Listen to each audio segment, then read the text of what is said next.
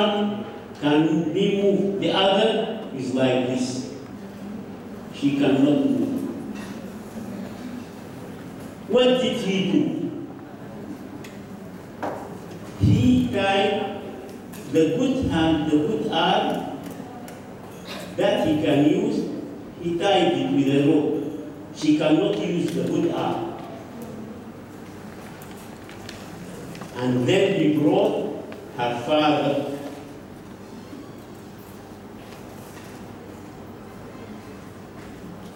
and brothers sitting here and looking at her. Okay, translate this. Jadi yang ini seorang gadis perempuan tidak bisa menggerakkan tangannya gitu ya. Terus kemudian Ibnu Sina bilang datang ke sini tidak boleh memakai apapun minggu depan ya kecuali sarung. Nah itu gambarnya seperti itu. Sarung. Only sarung, okay? Yeah. Then the doctor came and held the sarung. And he tried to pull down. Then all of a sudden, this arm that was unable to move came down.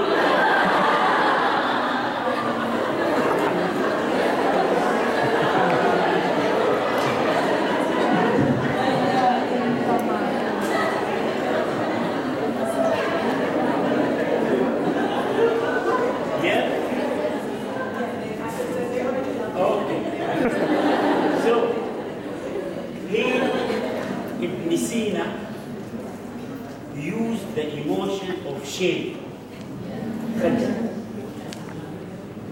She cannot be naked in front of her father. The good arm is tied up, she cannot use it. Only this one. No? She can. Now, this is a form of psychotherapy in which the doctor used sudden emotion of fear, of anger, of shame, to change suddenly the body inside, to change the body and the psychological state.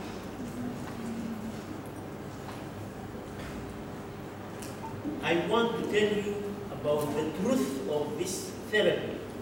Now, historians of psychotherapy, they say this was invented by Arab and Muslim physicians.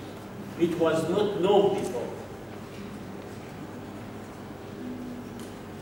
You like to translate or shall I? Ya tadi jadi yang dilakukan tadi adalah mengubah psychological state dengan menggunakan emosi ya. Emotion of shame, fear, anger. Terus kemudian ini ditemukan oleh Arabic, ilmuwan Arab. Sebelumnya tidak pernah ada.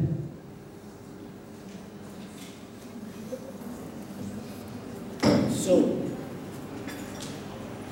the truth of this we see in the 20th century.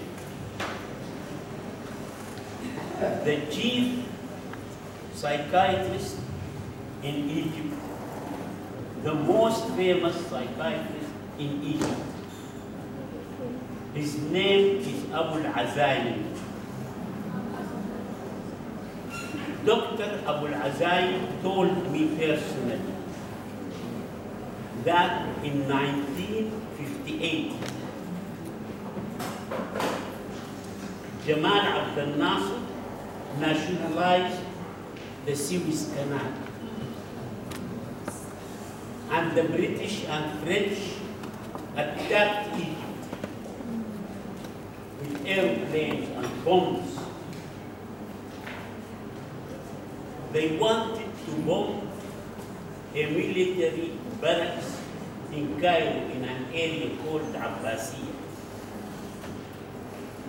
They threw their bombs. They thought the bombs will come on the barracks, but they made a mistake. The bombs came in the psychiatric hospital, where healer people and people who have neuroses are all there.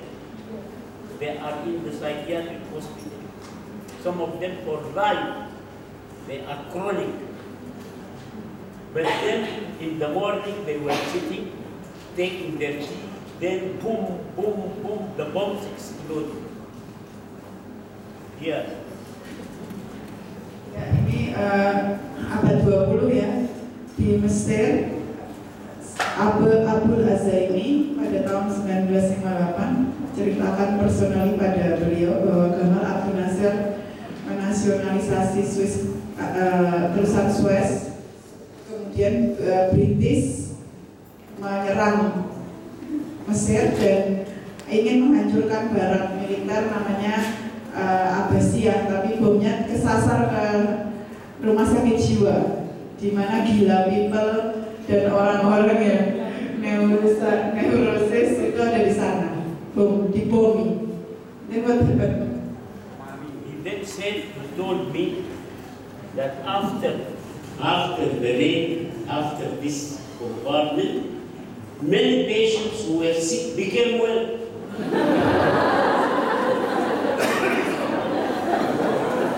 And they left the hospital, they were okay after that. Why? Because of this excessive fear that happened to them. So, this is exactly what has happened, what Ibn Sina had done centuries before. Also, I knew of a British psychiatrist. This British psychiatrist read the work of Ibn Sina and the other physician. So he decided to use it with a psychological disorder known as aphonia.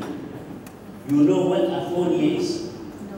Aphonia is a disorder where people cannot speak in a loud voice, only whispers. They lose their voice. Okay? Ya, dan tadi orang-orangnya jadi sembuh ya gila people-nya tadi. Terus teori Ibn Sina ini dibaca oleh British psychiatrist dan mereka ingin menerapkannya pada aphonia, orang yang nggak bisa ngomong keras. Yes, ready. Okay. Okay. So, this psychiatrist made his room soundproof. Nobody will be outside. And the patient was a girl who lost her voice, of your age. So what is your name? She comes up. He took her in the room. Then he closed the door. And he brought a big padlock and locked the door. And then he started to look funny like this to the patient. The patient was afraid. Anyway, many people think that psychiatrists become mad as well from after some time. So she was afraid. Then he opened the drawer and took a knife and told her, I will kill you today. He came to the girl. Then the girl who was only talking started to shout like the siren of an emergency ambulance. And then, of course, nobody can hear because he's making the room sound. Then when she shouted, he thought, never mind, now don't be afraid. What is your name? My name is so and so. Okay, don't be afraid, I will not kill you. I only wanted you to be killed. So he opened the door and the girl went out. This is Pavlov, you know Pavlov? He trained his dogs to salivate to a bell. But then, one day, there was a flood in the river next to his laboratory. And water came into the laboratory. And the dogs were swimming, afraid, trembling, and held with their chains and running around like this, swimming around in here. It was they were in terrible fear. Pavlov said that after the flood subsided, he brought the dogs and tried to ring the bell so that they salivate. They don't salivate. They forgot all their conditional responses. Ya, tadi maka kemudian successive fear, takutan yang sangat itu dipakai tekniknya ya untuk mengobati yang afonia tadi, dimasukkan ke dalam ruangan yang ada suara, terus kemudian dia mau dibunuh oleh terapisnya, kemudian orang itu bisa menjerit. Dan Pavlov juga bercerita bahwa suatu hari ada banjir di laboratoriumnya dan anjing-anjingnya ketakutan berenang di banjir itu. Menurut Pavlov, setelah itu anjing-anjing itu dibunyikan bel tidak meneteskan air liur lagi. Conditioningnya hilang karena successive fear. So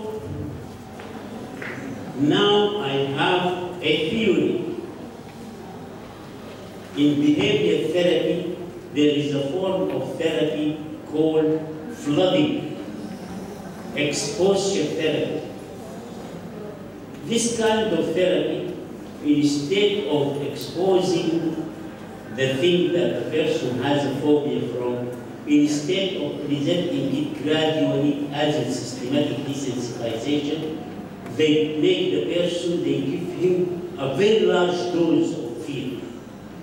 For example, if he's afraid of high places, they will take him to the 30th floor and make him look from the balcony, and he's afraid and shouting, but they don't allow him to run away. After some long time, then he becomes better. He can be treated. This is called exposure therapy. You expose. It is also called flooding. You flood the patient with emotion.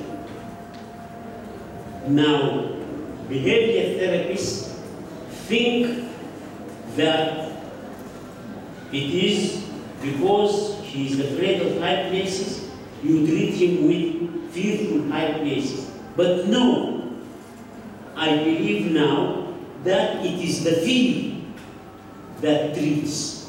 The sudden fear, the sudden emotion brings about, is therapeutic, brings about change. This is now used also in the treatment of obsessive compulsive disorder. In 1966, I was training in the Middlesex Hospital in London in behavior therapy. And we had the very famous case of an obsessive compulsive patient who was treated by the modern way, which is known as exposure and response prevention. Would you like to translate? Ya, tadi yang diceritakan tadi adalah exposure terapi, flooding, membanjiri pasien, menghadapkan pasien pada emosi yang sangat eksesif gitu ya. Jadi bukan sistematik, tapi langsung kalau dia fobia ketinggian langsung dibawa ke tingkat 30, nggak boleh lari itu, dan itu yang namanya flooding exposure terapi. Dan sekarang beliau bercerita bahwa itu digunakan juga pada pasien obsessive compulsive disorder. Pada tahun 66 beliau di training tadi yang saya ceritakan tadi di Middlesex, London, dan beliau menangani kasus pertama ya, OCD yang ditangani dengan exposure and responsive therapy. Next. Okay. This patient was a professor of pathology in London University. He is an Englishman. You know what pathology? He has germs, very dangerous germs. He's working on very dangerous germs. And he continued to work from morning until the evening. Then he said, I want to continue. But it was too late and he was staying. So he said, I will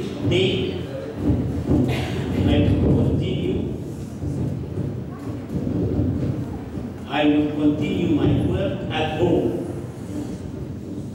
So this professor, he took his bag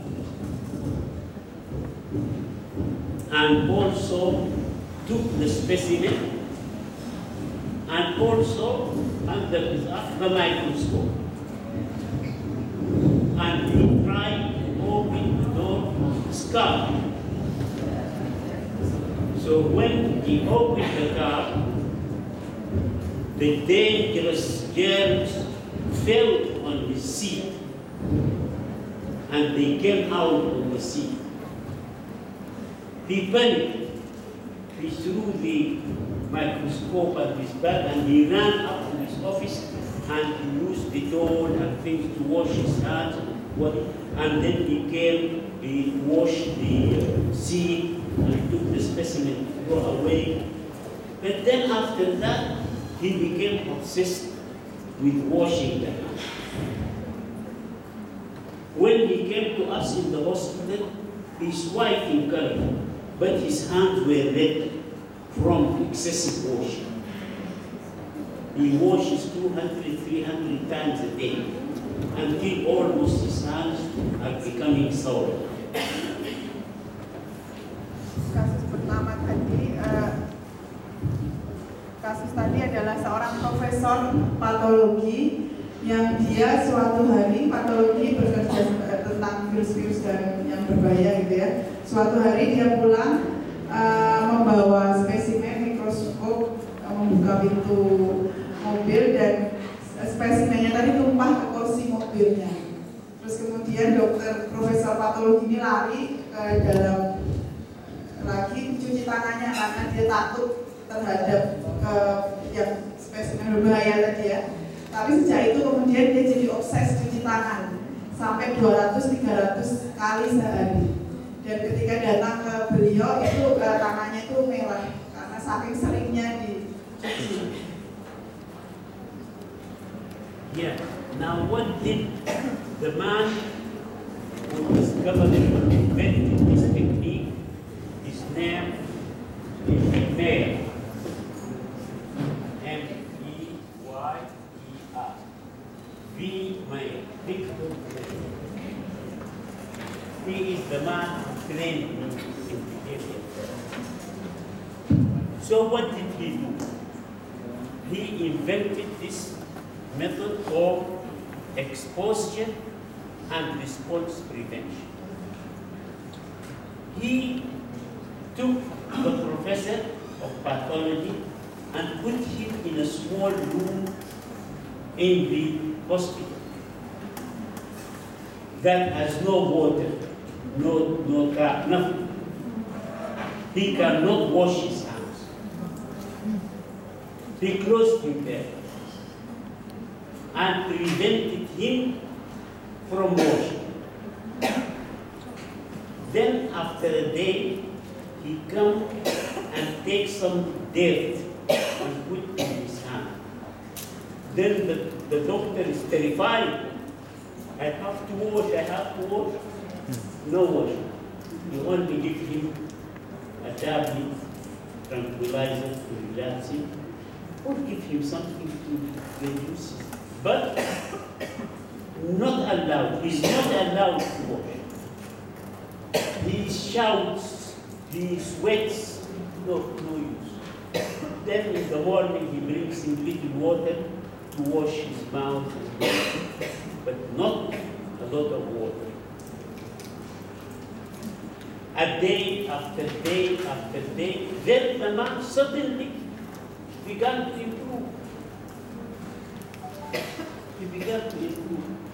The system is called exposure and response prevention. You expose the patient to what his obsession, but you do not allow him to do his rituals. Then he will discover nothing has happened. I didn't do it and nothing has happened. So there is no point in continuing this obsession. This is based on the same principle of creating severe emotion. The severe emotion, particularly when it is sudden, it will bring about death. Okay. Dan yang treatment itu namanya Dr. Victor Meyer, dia dari Center of Exposure and Response Prevention Therapy.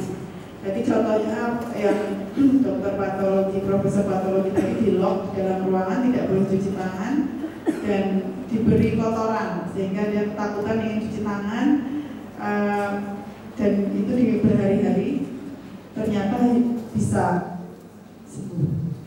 Prinsipnya sama dengan yang cerita Ibu Sina tadi. Okay. I speak a lot, but you speak very well.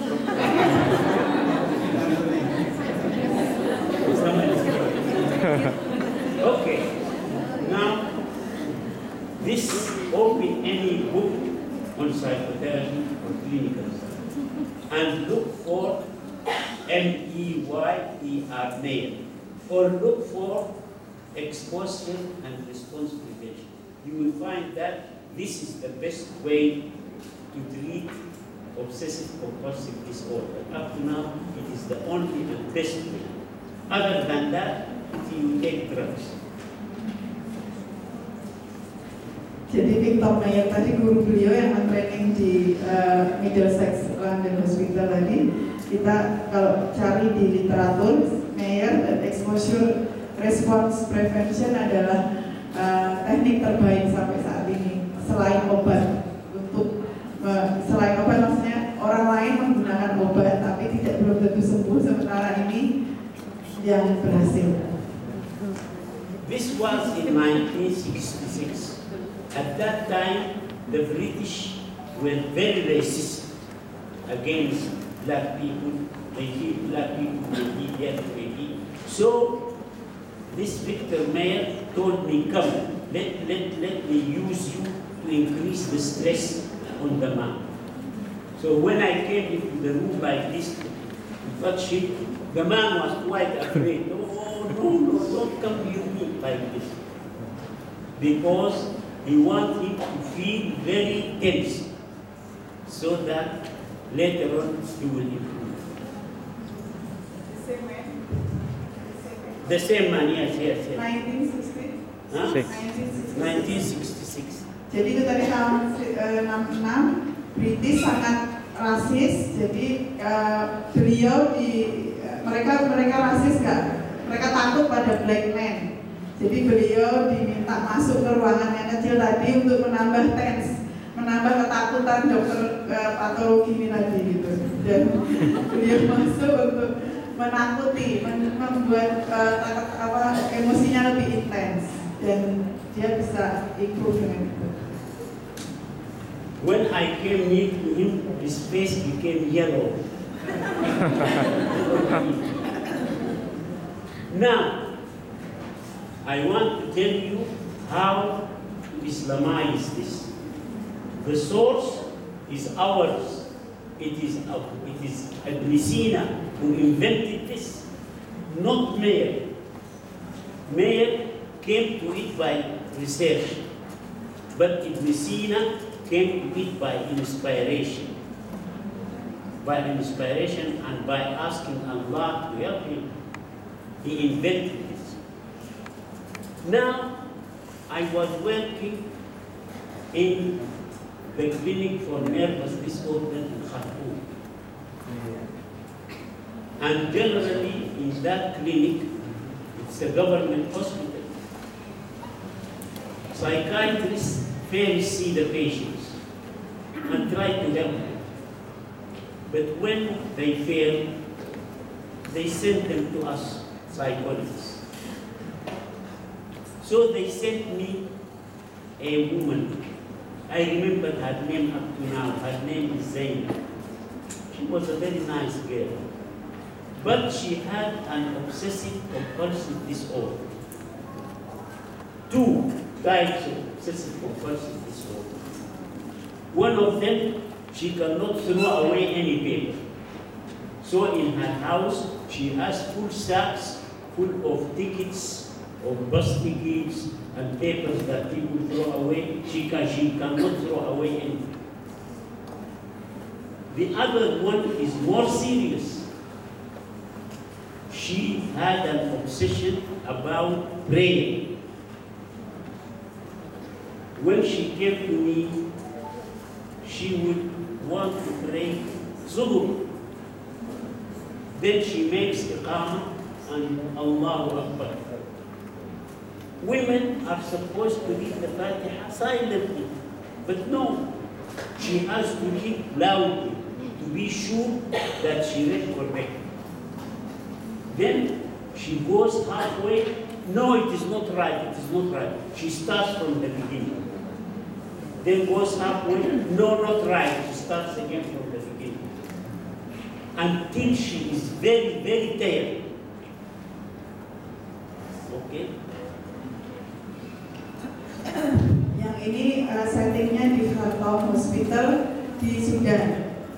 Beliau di-refer seorang pasien dari psikiater namanya Zainab yang mempunyai 2 tipe obsesif. Yang pertama, dia tidak bisa membuang kertas, jadi di rumahnya ada banyak sekali kertas, berbabur-babur kertas kayak itu. Terus yang kedua, dia obsesif sholat. Jadi kalau dia mau sholat duhur, dia baca iqomah dan baca Al-Fatihah dengan keras. Nanti untuk memastikan bahwa yang dibacanya itu benar. Nanti halfway dia pikir, oh ini salah, diulangi lagi dari awal. Begitu terus sampai kecapean.